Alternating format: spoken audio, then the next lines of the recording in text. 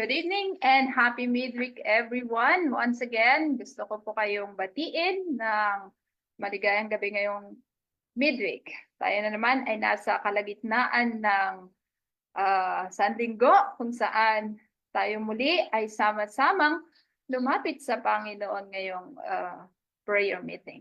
So, our topic this evening is entitled Dealing with Emotions. So we know that we have different emotions and sometimes we hardly don't know how to deal with it. But the good news is we have a God who is our best psychologist, our best psychiatrist, our best counselor, who can give us all the points wherein we can improve our way of dealing with our emotions.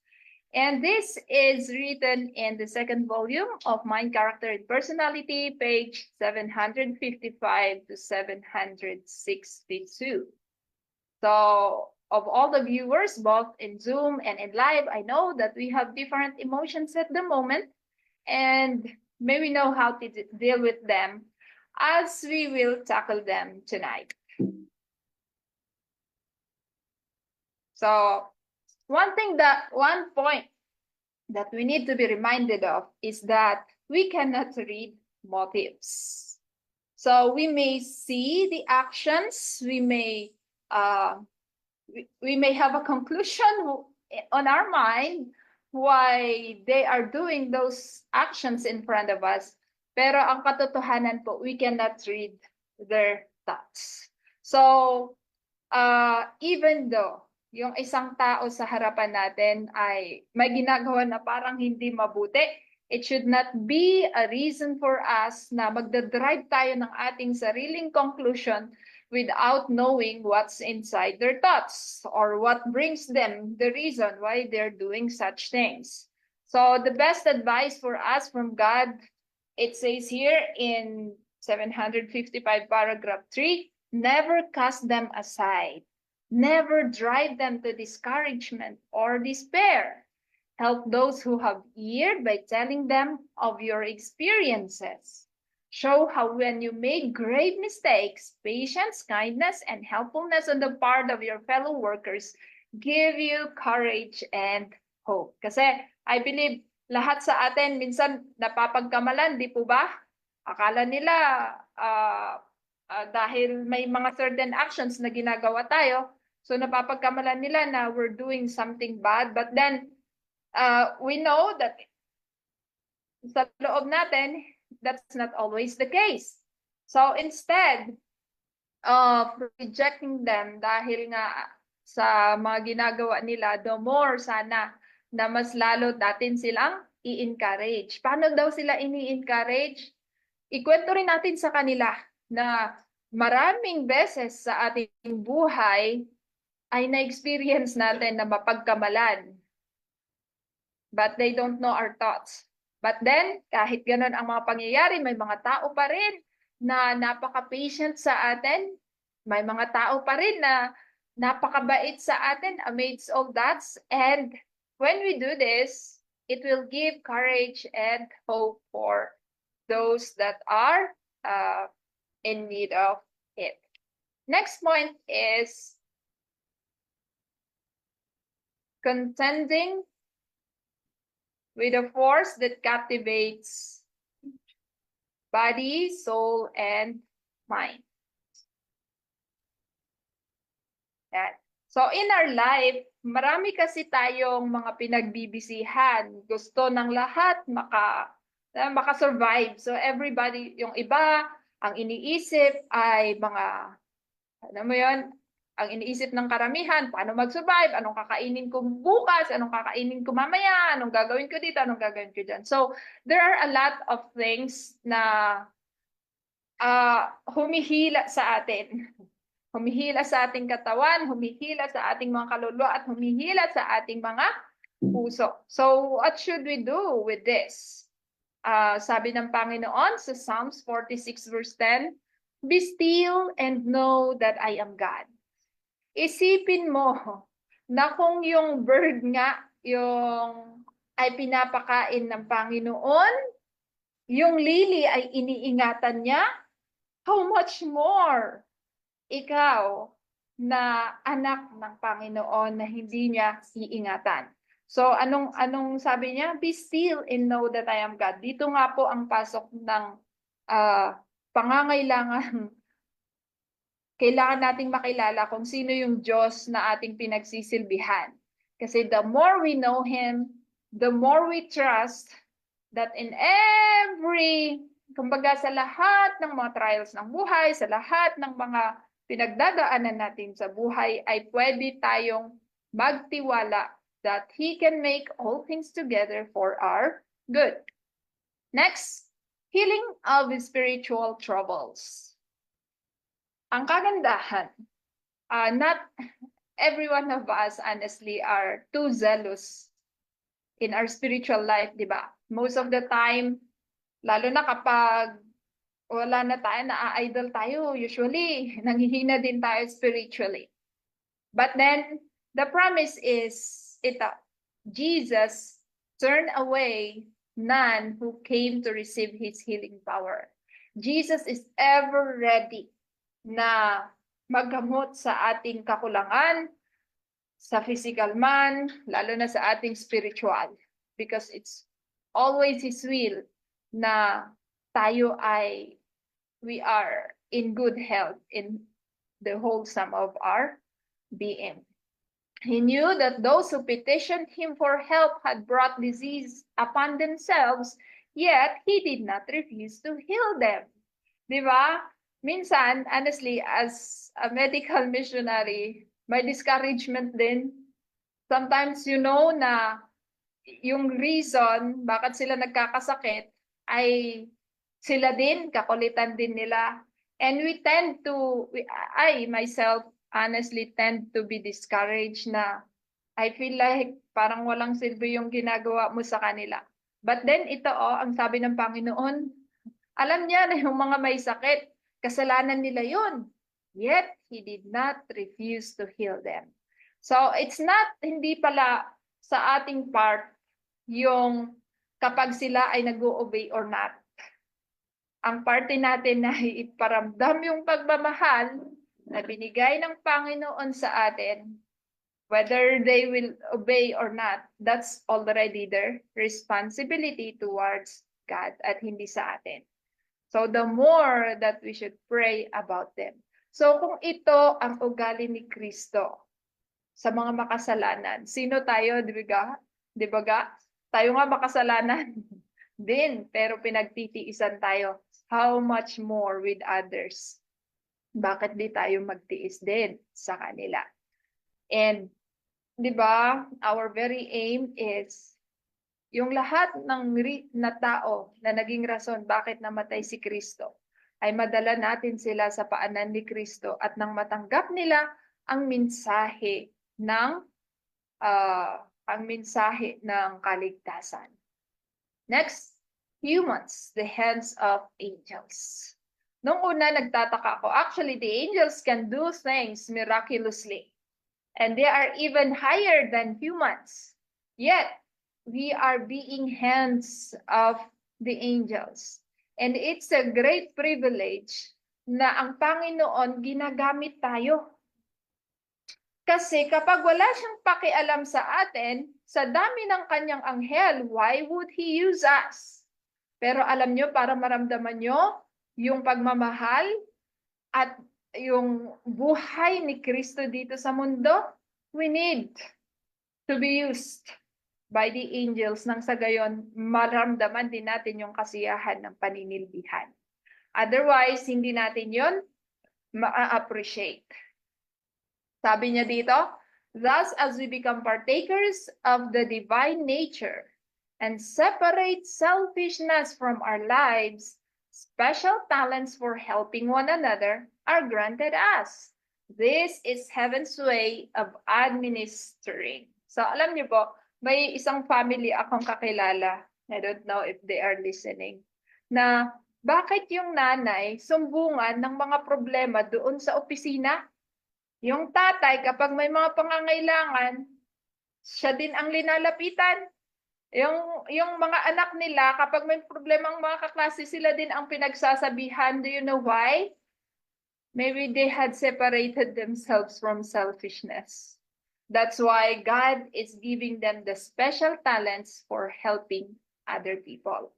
Otherwise, kapag hindi tayo pinagkakatiwalaan, ibig sabihin may selfishness pa sa atin and we cannot share if we are still selfish. Because ang heaven, ang pamamaraan ng langit ay dapat wala tayong selfishness. Next, the human part and the divine part in times of conflict. Sabi naman dito, the man must do the work of inclining. When conflict comes, most of the time, we tend to just, manahimik na lang ako. Or, ang worst is you compromise the truth that you have. But then, this is actually the time when conflict comes is actually the perfect time for us to do the work of inclining. Paano ito? Pagsasubmit sa kagustuhan ng Panginoon. Choosing Him to work in us. Kasi we realize na hindi natin kaya yung kinakaharap natin, especially conflicts and trials. Bakit? Why do we need to submit every now and then? Why do we need to incline ourselves to God? Sabi niya sa Philippians 2:13, for it is God which worketh in you, us, both to will and to do according to His good pleasure. Sabi nito, bakit? Dahil Panginoon lang ang may kakayanan na gawin ang kanyang pleasure sa atin. Maging sa pag-iisip at maging sa paggawa nito. Kaya nga, if we have good works that had done, it's not actually us. It's actually God working in us. And taking the praise na tayo yung gumawa, parang nakakahiya. Ano po? Kasi our very nature is to do sinful thing. But God in His mercy had used us because we allowed God to work in us. The reason we are achieving something because we are allowing God to work in us. The reason why we want heavenly things because we are allowing God to work in us both to do and to will. So, ibig sabihin, yung sabi nga sa Step to Christ, we cannot control our emotions. The only thing that we can do is actually choose Him. For He doesn't force us. Forcing is not of God. Forcing is of Satan. He wants us to freely ask for His help. Hindi yung ipipilit niya sa atin because we will not appreciate it. And the moment we ask for His help, what happens is, doon siya nag-work sa atin na malaya. So where the Spirit of Christ is, there is liberty. Ayaw niya ng force. So, dito, kailangan nating mag-incline. Cooperation with the divine. Ganun po. That is just the very way that we can achieve what pleases God. So, yun nga pong topic about Christ and you, the hope of glory. Next, top of God's power. Ito, when someone asks how you are feeling, do not try to think of something mournful to tell in order to gain sympathy.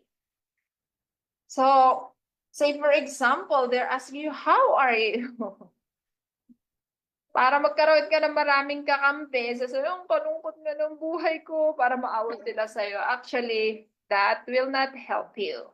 What will help you is when we will talk instead of the great power of God to bind up all our interests with His own. So, there might be trials, pero here's the thing. Ang ating i-emphasize is the power of God to overcome all those trials rather than the trials themselves. Because, dapat ganito tayo. Problems, we have a big God. Hindi yung, God, I have a big problem. Parang, alam mo yon, Ang baba ng tingin mo sa Panginoon. But when you say problems, we have a big God. Whatever problems that you have, our God is there, bigger than them. So kapag ganun tayo magsalita, you know what? You will encourage other people as well not to focus on the negative feelings that they have, but to focus more on the great things that God can do to them. So last night, someone was asking me, sabi niya, I feel like I will not be saved because I'm like this, I'm not worthy. And ganito siya. Tapos, sabi ko, sino bang worthy? Tayo naman lahat ay hindi worthy. Tayo naman lahat ay nagkakamali. Tayo naman lahat ay hindi talaga karapat-dapat. But here's the thing, yeah, we're not worthy. Yeah, we are not, kumbaga, we are not righteous. Sabi nga, our righteousness is even filthy as the rags. But then, if we will think and focus on that thing, nothing will really happen. It's really impossible to be saved. But when we will focus on what God can do in us and what He already has done, nothing is impossible that we will hindi imposible na tayo ay maligtas. Yeah. Next, do not talk of negative feelings. You know what? When you're feeling, kumbaga ito, when you're not feeling good, when you are sad, when you are discouraged, I remember a woman that says, check your pride. When you have these negative feelings, hindi yun rason para makipagchismisan ka at sabihin mo yung mga negative feelings mo sa iba. Actually, when you have that kind of feelings, when you are discouraged, when you are lonely, this is actually the best time to go to the Father. Why? It's only through Him na masusolve yung mga kalungkutan mo. Sabihin mo sa Panginoon, Panginoon, I'm sad because it's like this. Panginoon, I'm discouraged. Panginoon, I'm lonely.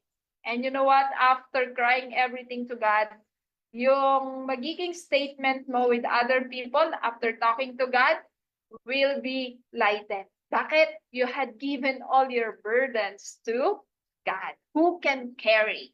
Kasi that's why it says here, if you do not feel light-hearted and joyous, do not talk of your feelings. Cast no shadow upon the lives of others. So when you are sharing some type of loneliness feelings or sadness, we are actually casting a shadow upon the lives of others. Remember, we are Christ ambassador. And if we are the one who initiates negative feelings, what happens? Anong implikasyon nun sa kanila? The God that we serve cannot take care of us? Ganun kasi ang dating niya. But, sabi niya pa dito, a cold, sunless religion never draws souls to Christ. Kapag ganito, halimbawa ang mga Sabatista ay malungkutin, if the Seventh-day Adventists are like that, I'd rather not go there. Why? I should have the peace, I should have the joy if I should go to somewhere. Hindi yung malungkutin. Hindi yung nafe-feel mo na ang daming bawal sa halip na magiging masaya ka na binawalan ka sa bagay na bad sa'yo. So sabi niya, a cold, sunless religion never draws souls to Christ. It doesn't represent Christ. It drives them away from Him into the nets that Satan has spread for the feet of the straying. Alam mo yun? Nawawalan na nga ng pag-asa. Kwentuhan mo pa ng kalungkutan. What happened? Ano sasabihin niya sa'yo? Inuman na lang tayo. Sa halip na mabigyan siya ng pag-asa, na may kasagutan sa kanyang mga kalungkutan, mga problema, binigyan mo pa siya ng karagdagang problema. So next, smiles and cheerful words. Bakit? Heaven is all joy. Sa langit po, masayahin po ang tao doon. Nakakalungkot nga lang, no? When we take a look at yung mga common na photos ni Jesus, which is, we know that that was not Jesus. When we take a look at their face, parang sobrang lungkot, sobrang, alam mo yun, parang hindi parang kasalanan kapag ikaw ay nag-smile. But it's not. Jesus is cheerful. Jesus is, pinanggagalingan siya ng kasiyahan. Ibig sabihin, he always smiles. So smiles and cheerful words are very much encouraging. So especially, one time, may nakasalubong ako when I came back from the medical mission. Sabi niya kasi andun kami sa bus na napakainit at every time na magta-traffic, ramdam na ramdam mo talaga yung init. But then, sabi ng katabi ko, ang init talaga, ang init talaga, ang init. Alam mo yun? And habang sinasabi niya yun, nagpa-pray na ako, paano ko kaya i-cheer up ito na hindi yung focus niya ay doon sa init ng bus, kundi yung magiging focus niya ay doon sa mas magandang bagay amidst all the things that are happening. Kasi kapag nasa different situation ka and then ang daming nagareklamo, di ba hindi siya nakakapagbigay ng joy? But that's actually the time that the people of God should share cheerfulness. Kaya sa awa ng Panginoon, remind him that her daughters are actually waiting for him and that he is even much nearer than you. So, sabi ka, relax, nakaya mo ngayon yung napakahabang, napakainit na biyahe. Malapit na lang, yung mga anak mo naghihintay na sa'yo. So, we should always find cheerful words to share everyone. Kasi when Jesus is there, he would love you cheering everyone, especially those that are lonely. Kasi sa langit ay kasiyahan na po, hindi po kalungkutan doon. Sabi nga sa Step to Christ, it is a misrepresentation na ikaw bilang anak ng Panginoon ay malungkutin. Bakit? You should have the peace that God alone can give. Next, cheerfulness brightens the pathway.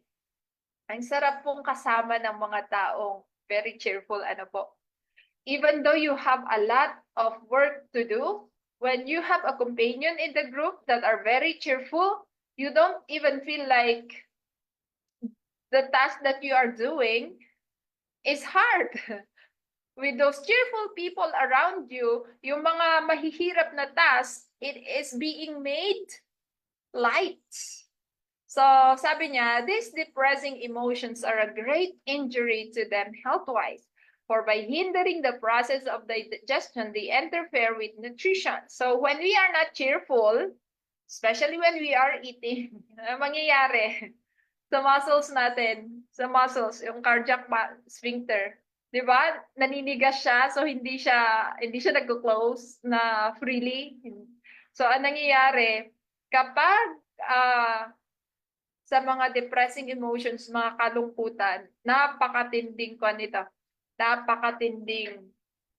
nagko-cause ng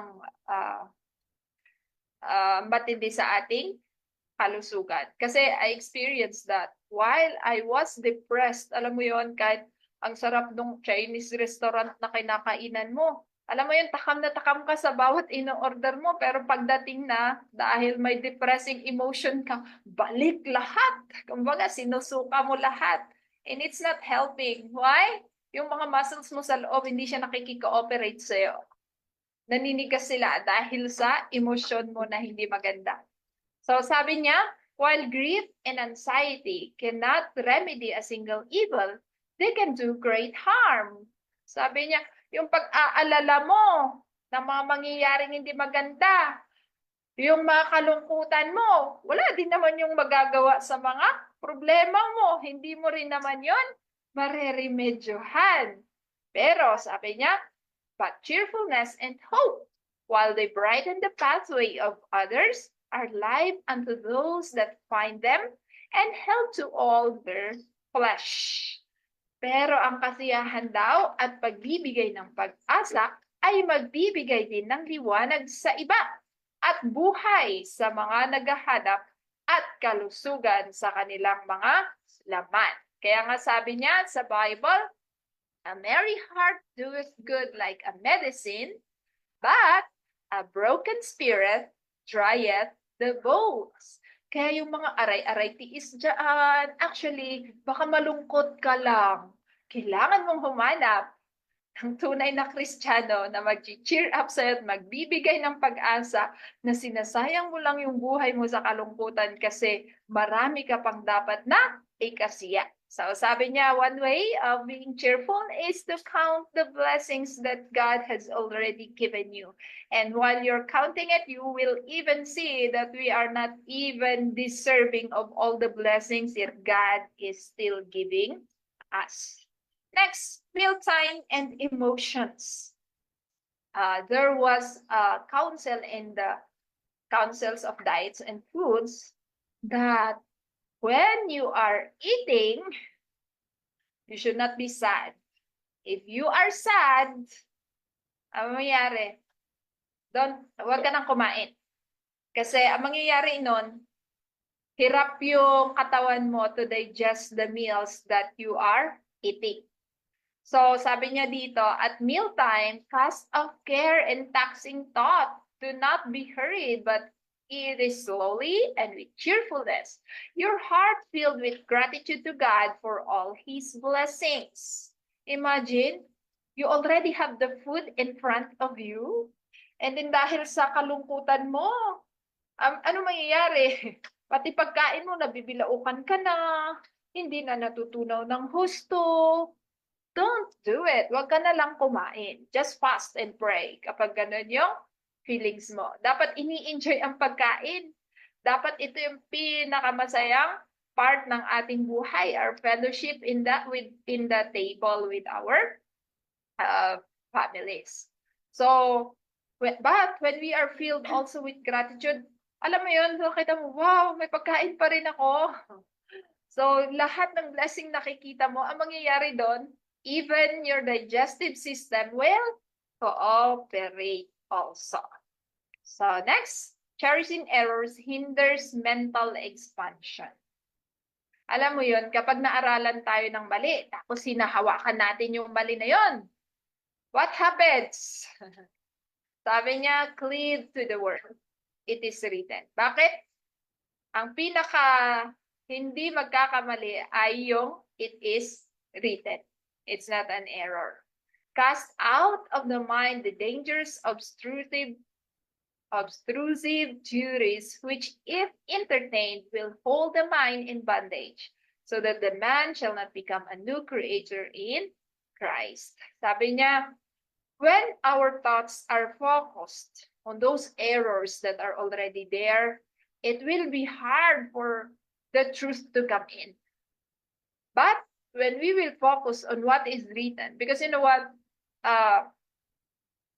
people are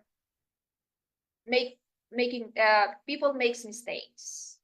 Hindi lahat ng sinasabi ng tao ay palaging totoo. So we need to always check it by the word of God. And that way, yung iho-hold natin na katotohanan ay hindi galing sa tao, kundi galing sa Panginoon. Alam niyo ba kung bakit kapag nag-share ka ng one true God or Godhead versus Trinity is napakahirap ng ibang makinig? Andun na kasi, hinahawakan na nila. Hawak na nila. So, the other aspects of truths, hindi na open yung kanilang utak for it. Samantalang, here's the secret. When we always thirst for Christ's righteousness, we always seek for it is written.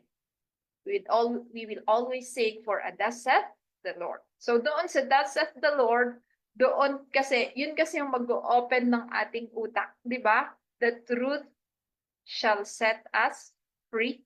If it's not truth, then we are not free. So, sabi ni Jesus, I am the way, the truth, and the life. Who's the Spirit of truth? It's also Jesus.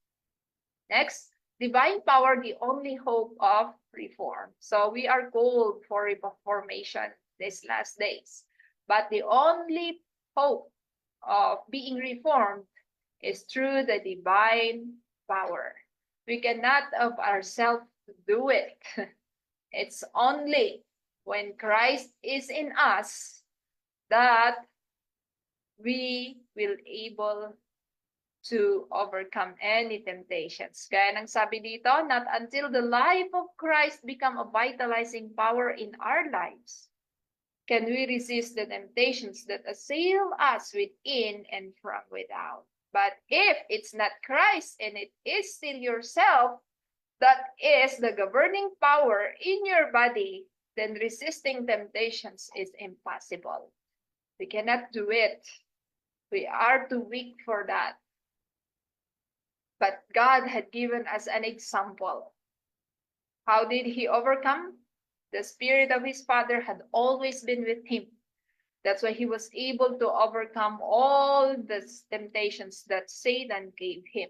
And our only hope also, as Christ had already exemplified, is to let the Spirit of Christ be with us always, to take control of us. Siya dapat yung may kapangyarihan sa atin.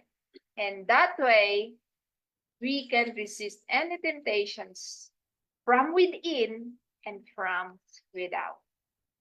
Next, not to dwell upon our own emotions. You know why? While emotions, kahit na sinabi sa, ang tawag nito, kahit sinabi doon sa T3, 315 na thoughts and feelings combined makes up the moral character. But when we are dwelling more on our emotions rather than on the principles, that's the danger thing. Kasi our emotion change, honestly. Our emotions sometimes varies with the environment that we have. Kung masaya yung environment mo, sometimes yung emotion mo masaya din. So, it is changeable. Ang emotion natin is very changeable. But, the truth will always be truth no matter what your emotions are. So, let us not dwell upon it. Sabi niya, we are to look away from self to Jesus. And that's one thing that I had realized ng time that I was depressed kasi iniisip ko, ako lang yung inapi. I was always thinking na ako yung kawawa. Alam mo yon? Lahat na lang, ako ang lugi, ako ang lugi. And do you think there is a healing kapag ganun lang yung nakikita mo? Wala po. But, sabi ni Jesus, cheer up, look at me. I've been through what you've been dealing with right now. And what I've been through is much more than what you have. So why do you focus on what you have samantalang I had overcome everything already for you? Why don't you come to me? Why don't you let me work in you that those emotions will be overcome? Kaya wag po tayong masyadong kaya nga ang depression is parang selfishness din. Iniisip mo lang kasi sarili mo. You never thought, paano yung iba? Ang iniisip mo lang, ako yung malungkot, ikaw lang yung sinaktan, ikaw lang yung ganito. Pero hindi mo inisip na marami yung nasaktan, pero marami yung bumangon. And si Jesus nga, sobrang sakit, pero for our sake, ay bumangon pa rin siya. Next is negative emotions, changed by God's Spirit. Ito naman, we cannot deny the fact that we have all the negative emotions as well. Pero ang kagandahan, ang pag-asa is, it can be changed by God's Spirit. So sabi niya, di ba yung sabi ng Panginoon, if my words abide in you, I in my Father will come in abode with you. So ibig sabihin, when we choose Him, kapag pinili natin sila to work in us, even our emotions can be changed. Pero pag hindi natin sila Kahit gusto ng Panginoon na makipag-work sa'yo, kung ayaw mo, hindi ka niya pipilitin. But when we submit all those negative emotions to Him, then, ano mangyayari? He will then work in us, both to will and to do according to His good pleasures. Next is great wisdom needed. So, just like what I said yesterday with the trainees, kapag pinanganak tayong bobo, wala tayong kasalanan doon. Pero kapag namatay pa tayong bobo, ay kasalanan na natin yun. But remember, only the wise shall understand. Ibig sabihin, kapag bobo pa rin tayo, we are not actually letting the Spirit of Christ work within us. Or ang daming counsel ng Panginoon pero hindi natin binabasa. Sabi nga dun sa Psalms 19, di ba? The stages of the Lord's arrive, making wise the simple. So, ibig sabihin, mayroong formula ang pagiging wise. Kahit gaano tayo kabubo, pwede tayong gawing wise ng Panginoon. If you had seen how the disciples na sa tingin ng mga tao ay hindi nga mga marurunong, pero the moment they speak, ilan yung mga nabaptize? 3,000. Yun ang hindi marunong. So, ibig sabihin, God can give us the wisdom that we need if we let Him. Pero kung ayaw mo, hindi rin niya ipipilit sa iyo. So sabi niya, a sore, sick heart, a discouraged mind needs mild treatment.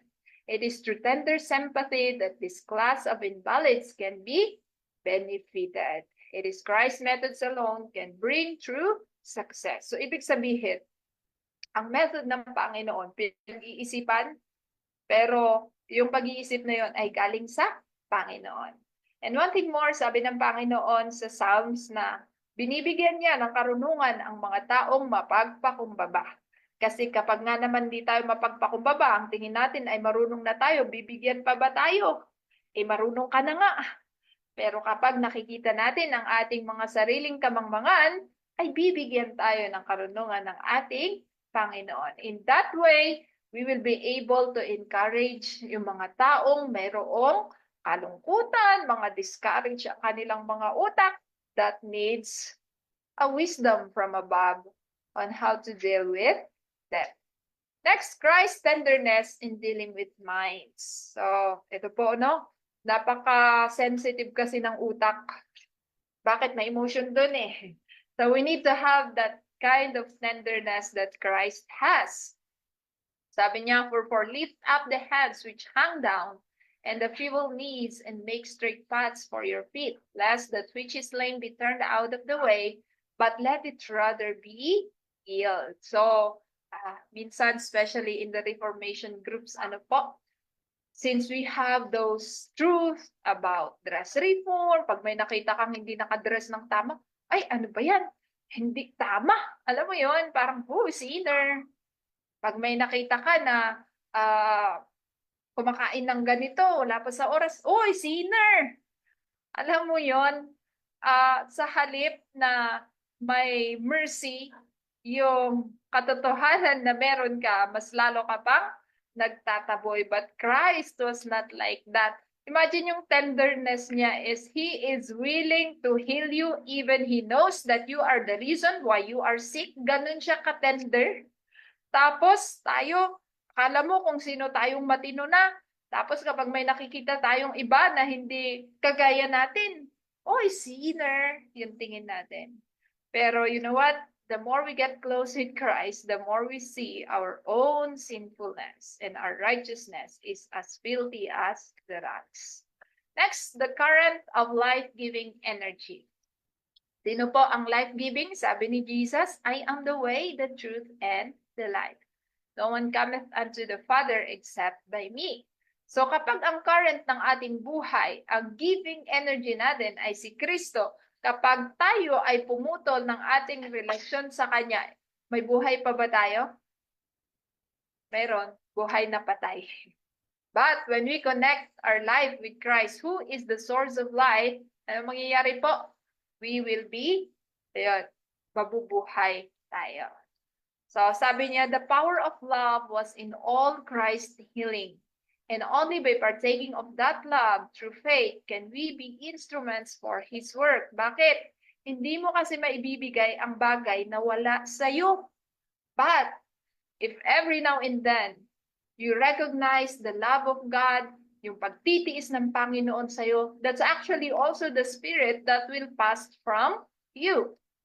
If we neglect to link ourselves in divine connection with Christ, that current of life-giving energy cannot flow in rich streams from us to the people. So kapag tayo ay pumutol ng ating connection sa life-giving energy, which is Christ, hindi rin tayo makaka-penetrate, hindi tayo makaka-reach out ng iba. Bakit? Wala kang ang enerhiya, magbibigay ka pa ng enerhiya sa iba. So, anong dapat gawin? We should always connect with Him. Next, the one source of abiding peace. Sabi ng Panginoon, come unto me, all ye that are labor and are heavy laden, and I will give you rest. Peace I leave with you, my peace I give unto you, not as the world giveth, give I unto you. Alam niyo po, sa dami ng mga problema sa mundo, sa daming mga conflict na kinakaharap natin, ang invitation ni Christ sa atin is, halika, come unto me. I know you're tired. I know you're sad. Come here and take a rest with me. Sapagkat ang peace na kayang ibigay ng Panginoon is not the peace that the world can give, but the peace that passeth understanding. Ito yung peace na may confident ka ng Panginoon ay palaging nandyan sa tabi mo. So, yung experience ni Kristo should be ours as well. So, in Christ, the cry of humility reached the Father of infinite pity. That was the experience of Christ. As a man, he supplicated the throne of God till his humanity was charged with a heavenly current that should connect humanity with divinity. Imagine yung sacrifice. If the God that we are serving have this kind of sacrificial love, ganun din yung magiging experience ng ating buhay. Through continual communion, he received life from God that he might impart life to the world. His experience is to be ours, sabi niya. Ang experience daw ng Panginoong Jesus ay magiging experience din natin. So every time that you are mocked, isipin mo, napakaraming senaryo sa Biblia kung saan na-mock si Kristo. So every time na tayo ay nalungkot, marami din siyang kalungkutan. To the point na siya nga ay nagpawis ng dugo. So, whatever the life of Christ, ang kagandahan amidst all that, He was able to overcome. And if we have that faith that Christ has in our daily Christian experience, nothing is impossible that we will also overcome through Him. So that's all, and thank you so much. Hopefully, this topic had helped us to deal with different emotions that we are encountering every day, and that may we be a light of His goodness, of His love, of His cheerfulness, and of the peace that passeth understanding. Thank you, and happy midweek to every one of us.